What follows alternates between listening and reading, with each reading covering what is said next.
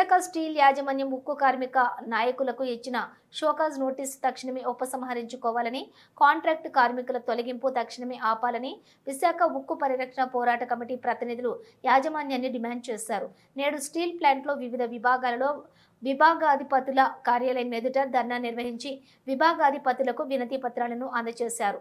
ఈ సందర్భంగా జరిగిన ధర్నాలో విశాఖ ఉక్కు పరిరక్షణ పోరాట committee convener KSN Rao, co convener Ramanamurthy, J Ayodhyaram, P Srinivasaraju, వైచి దాస్, యు రామస్వామి మాట్లాడుతూ యాజమాన్యం సుమారుగా 6 నెలల సకాలంలో జీతాలు చెల్లించకుండా స్టీల్ కార్మికులను అనేక ఇబ్బందులకు గురి చేస్తుందని వారు తీవ్రంగా విమర్శించారు.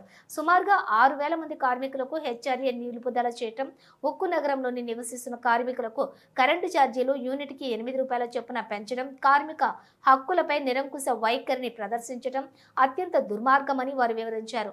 ఒక పక్క ప్రభుత్వం పూర్తిస్థాయి ఉత్పత్తి చేయాలని చెబుతూనే మళ్ళీ 1130 మందికి VRS పేరుతో ఇంటికి పంపుతోందని వారు అన్నారు. ఇదే సమయంలోని సుమారుగా 6,000 మంది కాంట్రాక్ట్ కార్మికులను విధుల నుంచి తొలగించే విధంగా చర్యలు చేపట్టారని వారు అన్నారు. ఇవి అడిగిన కార్మిక నేతలకు నిరంకుశంగా షోకాజ్ నోటీసులను ఇచ్చి కట్టడి చేయాలని భ్రమించడం అవివేకమని వారు ఎద్దేవా చేశారు.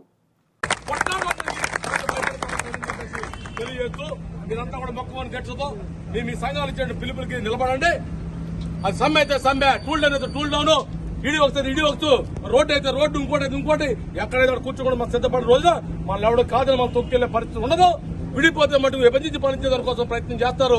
అలాంటి విడిపోయేదానికి అవకాశం లేకుండా మనంతా కూడా ఈ కంపెనీని ముందు తీసుకుపోయేదాని కోసం మనం ఈ తరం పనిచేసే ఇంట్లో నెక్స్ట్ తరానికి కూడా ఈ ప్లాంట్ అందించేదా వరకు ప్రభుత్వంలో కొనసాగేదాని కోసం ఈ 3.5 లక్షల కోట్ల చూసాలు 20,000 ఎకరాల భూమిని ప్రభుత్వ భూమికి ఉండేదాని కోసం కొట్లాడదామని చెప్పే దానికోసం మేము కూడా భక్తులు తెలియజేస్తూ సెలవు తీసుకుంటాం.